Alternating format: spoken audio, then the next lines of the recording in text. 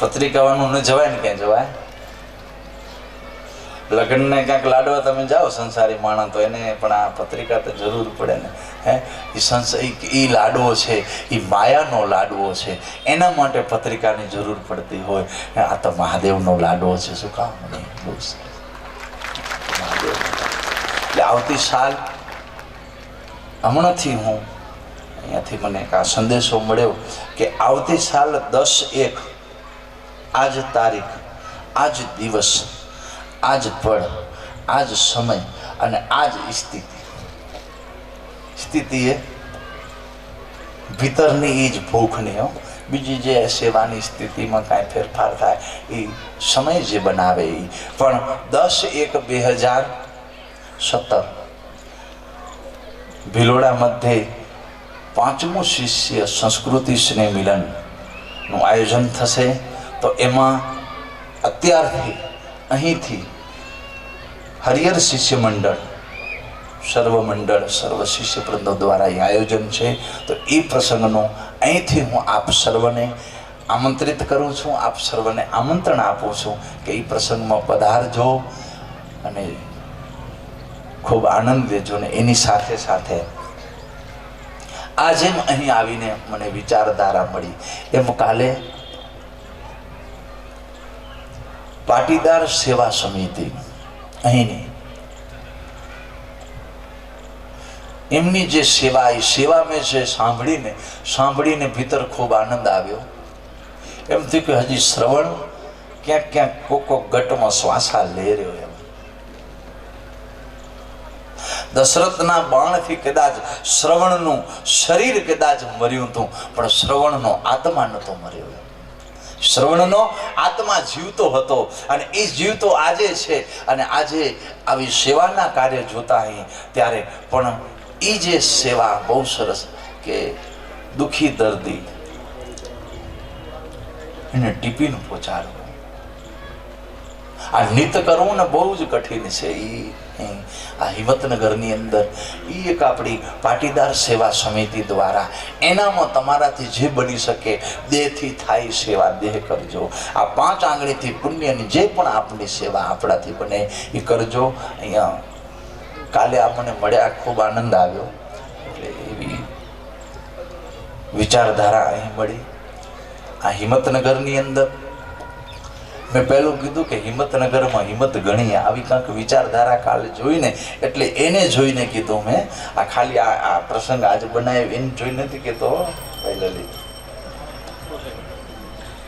એક દીનો પ્રસંગ બનાવો ને એ બહુ હિંમત કદાચ ન કહેવાય, હિંમત ખરી, પણ એનાથી વિશેષ હિંમત કે આપણા જીવનમાં રોજ નિત્ય પ્રસંગ બનતો રહે. હું કહું કે હિંમતનગર એનામાં હરિહર શિષ્ય મંડળ હિંમત વાળું કઈ કહેવાશે ખબર? એની ખરી ખબર તો ક્યાં થશે? ભિલોડા. ખરે ખબરું થાય ને એની ખરી ખબર. અને ગઈ સાલ પ્રસંગ ઉજવ્યો તો દેહગામ. તો દેહગામના અહીંયા બધા શિષ્યોનું વૃંદોને જોઈને, કારણ કે ત્યાં કને જે કરેલી મહેનત હતી ને, મહેનત કેટલી ઊભી જીવતી અહીંયા આવીને દર્શન કરીને ત્યારે એવી રીતે ખરી ખબર ત્યાં 12 મહિના સુધી આ વિચારધારાને હંમેશા અખંડ જીવિત રાખવું. જ્યોત પ્રગટી છે આપણા ઘર આંગણે આવી કરી, આપણા ઘર સુધી, આપણા ઘટ સુધી. તો એની અંદર નિત આપણે દિવલ પૂરવાનું, આ જ્યોતને બુઝાવવાની નથી. આ જ્યોત નિત આપણા જીવનમાં હંમેશા કે મેં મારા જીવનની અંદર ઈશ્વરને કરીબ રહેવા માટે, ઈશ્વરથી એકદમ સમીપ જવા માટેની મને વેળા મળી ગઈ, એ સમય મળી ગયો. બસ હવે તો એ બનવાનું હોય. આ સમય મળી ગયો. હવે કેટલું દોડશો? અંતે કેટલું થાકી ગયા? કેટલું દોડવું? ખૂબ દોડ્યા. મહાશિવરાત્રિ આવી ત્યારે શિવને દંડોળવા માટે દોડ્યા. રામનવમી આવી ત્યારે ભગવાન રામને દંડોળવા માટે દોડ્યા. જન્માષ્ટમી આવી ત્યારે ભગવાન કૃષ્ણને દંડોળવા માટે દોડ્યા. આ આપણી એક ઋષિ પરંપરા છે, એક આપણી આ ગુરુ પરંપરા, આ આપણી સનાતન સંસ્કૃતિ છે. એનાથી બહાર નથી જવું. એ પણ એની સાથે સાથે એ દંડોળી એની ફળશ્રુતિમાં આપણે અહીં શિષ્ય મંડળ દ્વારા આપણા અહીં પથકના શિષ્ય બધા એક બની અને જો ગુરુજીનું પૂજન કર્યું હોય તો બસ અહીંથી જે શક્તિ મળી, અહીંથી જે ધારા મળી, એ ધારાને સ્થિર કરજો અને જીવનમાં આવા પ્રસંગ આવે એનામાં જે પણ મળે સમય, એ સમયની કાંક આહુતિ આપી દેજો, કાંક સમયની આહુતિ આપજો. ગુરુ પ્રસંગ, કોઈક મહાપુરુષની નિર્વાણ તિથિનો મહોત્સવ હોય કે કોઈક સાધુ સંતોની અંતિમ જે કહેવાય ને કે પાલખી જાત્રાની વેળા હોય કે આવી કોઈક ગુરુ પૂજાનો કાંક પ્રસંગ થતો હોય, એ સમયે આપણે કાયમ કાંકથી કાંક લઈ કરી અને પછી જીવન જાત્રા જીવવાની હોય. અહીંથી ખાલી કોરા ન જજો, કાંક લઈને જજો. અંદરથી જે તમને વિચારધારા મળે એ વિચારધારાને સ્થિર કરજો. વિચાર દરેકને મળતો જ હશે. હમણાં છે ને ગુરુ મંડપ છે, હે, આ કપડાના મંડપની વાત નથી કરતો હું, આ સમયના મંડપની વાત પણ નથી કરતો. અત્યારે આપણી ઉપર ગુરુ મંડપ છે. એ કયો મંડપ? તો કે જે સમાધિમાં બેઠા છે, શરીરથી નથી દેખાતા ને એના હાથ ફરી રહ્યા છે, એના હાથ ફરે છે, એ મંડપ છે. એ મંડપના નીચે બેસી અને આપણે શ્વાસા લેતા અહીં અને એ શ્વાસાની અંદર જે પણ વિચારો આપણે મળે ને એ વિચારો હંમેશા જીવતા રહે એવું જીવન ધારા બનાવજો. આપણું જીવન અંદરથી આપણે કેવી રીતે ઈશ્વર સમીપ રહેવાય. હમણાં યુગ એટલો બધો ઝડપી બની ગયો, કાંક મોબાઈલમાં થાક લાગો, કાંક ટીવીમાં થાક લાગો, કાંક ગાડીમાં ફરવતા થાક લાગો, અનંત થાકોડા લાગે છે. ખબર છે કે અહીં થાક લાગે છે, છતાં પણ જીવ ઈ રોડે જવા વગર રહેતો નથી. ખબર હોવા છતાં કેને નથી ખબર કે એક દિવસ આ જગત છોડીને જવું છે, છતાં તૈયારી કરવામાં મન તૈયાર નથી. એની તૈયારી કરવા માટે મન તૈયાર નથી થતું. એ મનને તૈયાર કરવું છે. એ મનને તૈયાર કરવા માટે પ્રારંભ કરજો. શું કે 5 શ્વાસા એકાંતમાં એકાંત લો. એકાંતમાં એકલું રહેવું. એકાંતમાં એકલું રહેવું એટલે કે આ બાહિર શરીર છે એ શરીરને કદાચ કાયમી થશે ને તો એનો ગુણધર્મ બહારનું શરીર ભોગવશે, પણ ભીતર જે શરીર છે ને એ ભીતર જે ચેતના છે, એ ભીતરનો જે આયુષો છે, એ ભીતરની જે સ્થિરતા છે એ સ્થિરતા ન ડગે. અને કદાચ એ સ્થિરતા ડગી ગઈ હોય તો એ સ્થિરતાને શાંત કરવા માટે 5 શ્વાસા સ્થિર બની અને એક શબ્દનું ચૂર્ણ અર્પિત કરજો. ગુરુ શબ્દ હોય, જે શબ્દ પ્રત્યે તમને પ્રીત હોય એ શબ્દની રોજ આહુતિ આપવી. વધારે નહીં તો ખાલી માત્ર 5 ખાલી મંત્રની આહુતિ આપવી. આ યજ્ઞ છે, આ એક યજ્ઞ છે. યજ્ઞ એ આપણી સંસ્કૃતિ છે. યજ્ઞ છે એ આપણા જે કહેવાય ને કે શરીરના અંગ છે ને, આ શરીર રૂપ, આ જે ધર્મરૂપી જે એક માનવ છે, એ ધર્મરૂપી માનવના 27 અંગ કીધા છે. એ 27 અંગમાં 13મું અંગ છે યજ્ઞ. મનુસ્મૃતિમાં કીધું છે 13મું અંગ છે નિત્ય યજ્ઞ. આપણાથી કદાચ એ નીતિ યજ્ઞ કદાચ થાય તો બહુ સારું, પણ કદાચ એ ન થાય તો આપણે આવું કે નિત મારે 5 આહુતિ આપવી છે, ગમે એવી સ્થિતિ થાય. અરે એક મુસલમાન કામ કરતું હોય અને બપોરના કદાચ 12 વાગે સાંજ થાય, હે, એ જગ્યા પાક કરી અને ત્યાં કને બેસી અને નમાજ અદા કરે. મજૂરી કામ કરતો હોય એ કદાચ ટ્રેનની મુસાફરી કરતો તો ટ્રેનમાં પણ બેસી અને નમાજ અદા કરે. એ નિયમ નથી છોડતો, એ નિયમ. એમ આપણા જીવનમાં નિયમ હોવો જોઈએ. ગમે એવી સ્થિતિ થાય કેમ છૂટે. હમણાં અમે આવતા હતા રસ્તામાં સંધ્યાપાઠ ગાડીમાં કર્યો. પછી તો અહીંયા આવે ને મને તમે ગાડીમાં સંધ્યાપાઠ કર્યો? ગાડીમાં સંધ્યાપાઠ કરાય? આમ મને આમ સવાલ કર્યો, ગાડીમાં સંધ્યાપાઠ કરાય? ગાડીમાં બેને આઈસ્ક્રીમ ખવાય સંધ્યાપાઠ કોણ કરાય? ગાડીમાં બેન સમોસા ખવાય સંધ્યાપાઠ? બાહિર સુખ દેવા માટે ગાડીમાં બેહીને તમે બાહિર સુખ દઈ શકો છો, તો ગાડીમાં બેહીને ભીતર સુખ શું ન દઈ શકાય? અરે ગમે ગાડી છે ને એવું સમજવાનું. જ્યાં સુધી આપણે કદાચ એ પૂજા ચાલુ હોય ને ત્યાં સુધી એમ સમજવાનું કે આપણે ગુરુજીના મંદિરમાં બેઠા, એ ગાડીમાં નથી બેઠા. એ મંદિર બનાવી દેવું. લગ્ન પ્રસંગમાં ગયા હો અને ક્યાંય જગ્યા ક્યાંય ખૂણો ન દેખાય કે બેસવા માટે, ત્યારે એ સમયે આપણે આ 5 આહુતિ દેવી હોય તો કેમ દેવી? તો એમ સમજવાનું કે આ લગ્ન છે, આ કોક હરિના લગ્ન છે, હાવ આ ખાલી જીવ નથી, અહીં શિવ તત્વનું કાંક એવું થઈ રહ્યું છે. એવી રીતે હૃદયની અંદર ભાવના રાખશું ને તો એ લગ્ન મંડપની અંદર 4 ફેરા ફરે ને. હવે તો થોડું મેં ઓછું કર્યું લગ્ન મંડપ.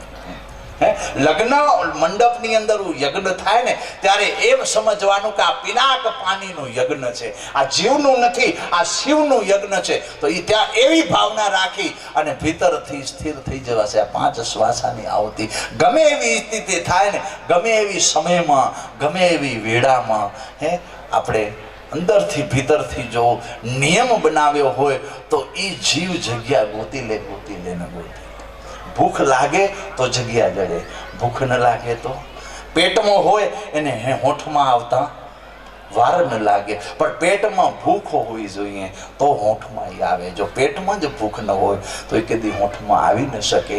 એટલે પેટમાં એ ભૂખ જગાડજો. ગમે એવી સ્થિતિ થાય, ગમે એવી પરિસ્થિતિ આવી જાય જીવનમાં, કાંક સમય બેસવું. અને બેસવું ક્યારે? જગત ન જોવે ને એવી વેળાએ બેસજો. બહુ જ સરસ વેળા છે બ્રહ્મ મુહૂર્ત. સવારના 3:30 વાગે બાહિર શરીરને જાગૃત કરી દેવું અને 4 વાગે બાહિર શરીરને અસ્ત કરી દેવું. અને જગત જાગે ને ત્યારે 2 શરીરથી પાછું જાગૃત થઈ જવાનું. જગત જાગે ત્યારે 2 શરીરથી જાગૃત. એટલે આ જગત છે એવું કીધું છે. જગતની વેળાનો પ્રારંભ પ્રાદુર્ભાવ કઈ થાય તો કે સવારના 6 વાગે. 6 વાગ્યાથી પહેલા છે ને એને બ્રહ્મ મુહૂર્ત કીધું છે.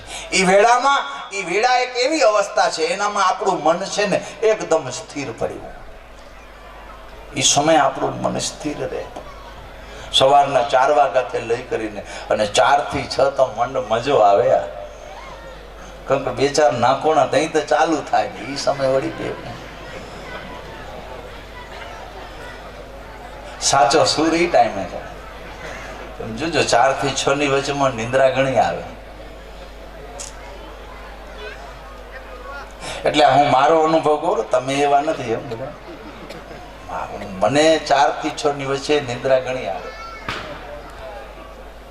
પણ 4 ને 6 ની વચ્ચે નિંદ્રા કદાચ બાહિર શરીરને ભૂખ લાગે એ સમયની, પણ ભીતર શરીર છે એ ભીતર શરીરની જો જાત્રા પ્રારંભ થઈ જાય તો બહારનું શરીર છે ને એને આદત પડવા લાગે. બહારનું શરીર છે એને આદત પડવા લાગે. અને એ આદત અંદરથી જ્યારે આદત જાગશે ને તો એ આદત સ્થિર બનશે. બાકી દેખાદેખી તો 4 દિવસ ભાગવત કથા સાંભળી દે એમ આ કૃષ્ણ જેવો તો કોઈ દેવ નથી હો. નાનકડું આટલું શિવલિંગ હોય ને એ અભેરે ચડી જાય. શિવપુરાણ સાંભળી તો કૃષ્ણની કાનુડા નાનકડી એવી આટલી મૂર્તિ હોય, મોર પીછી મૂકી હોય. રોજ આપણે મધુકરી ધરાવતા અહીં આવું બધું કામ, પણ શિવપુરાણ સાંભળ્યું તો એ વળી કાનુડો એ એનાથી ઉપર અભેરાઈને પહોંચી જાય. આવું છે. પણ છતાં આ હું કહું છું ને એમ આપણે ક્યાંક સાંભળીને મારે જેવું કોઈ બોલે એ સાંભળજો, કોઈ વાંધો નહીં, સાંભળવું. સાંભળીને આપણી અંદર પડેલી આદત ની છોડવી નહીં, સાંભળવું. આપણી અંદર જે પડેલી નીત છે ને એ મધુકરી ન છૂટવી જોઈએ. એ કેમ છૂટે? આપણી અંદરની જે શ્રદ્ધા છે એ શ્રદ્ધાને કોઈક બહારનું આવીને ડગાઈ જાય એવી નબળી શ્રદ્ધા કરવી શું કામ? અરે એક વખત ગુરુજીએ કહી દીધું કે આ લક્ષ્મી નારાયણના ચરણમાં સુખ છે, બસ પૂરું થઈ ગયું. એ ચૂર્ણ મળી ગયું, બસ શાંતિ મળી ગઈ. દરેકના ગટગટની અંદર નારાયણ લક્ષ્મી નારાયણ બેસી ગયા. એવી રીતે એક વખત આપણે સ્થિર થઈ જાય, આપણી અંદર એક વખત જે શ્રદ્ધા બની ગઈ હોય એ શ્રદ્ધા બીજા આવીને ગમે એટલા કદાચ આમ ડંકા મારે ને કદાચ શબ્દના પણ એ શ્રદ્ધા ન ડગવી જોઈએ. એ શ્રદ્ધા સ્થિર બનાવીને રાખવી જોઈએ. જે પણ પૂજા ઉપર તમને શ્રદ્ધા હોય, જે પણ અર્ચન ઉપર તમને શ્રદ્ધા હોય, જે પણ નિયમ ઉપર તમને શ્રદ્ધા હોય, જે પણ દેવત ઉપર શ્રદ્ધા હોય, એ એક વખત જે શ્રદ્ધા બની હોય એને ડગાવજો નહીં. અને એ શ્રદ્ધા નિત નવમ બનવી જોઈએ. એટલે એની અંદર નિત ચૂરણ અર્પિત કરવાની હંમેશા ભૂખ, હંમેશા આદત પડવી જોઈએ. અને એ આદત પડશે તો બીજી આદતો પોતે છૂટતી જશે. બીજી આદતો છે ને એ આપણે છોડવી નહીં પડે, પોતે છૂટતી જશે. અને પોતે છૂટે ને એ જ છૂટે. આપે છોડીને એ વળી એ નક્કી નહીં. પાછો આપણે જે છોડીને કદાચ નક્કી પોતે છૂટે.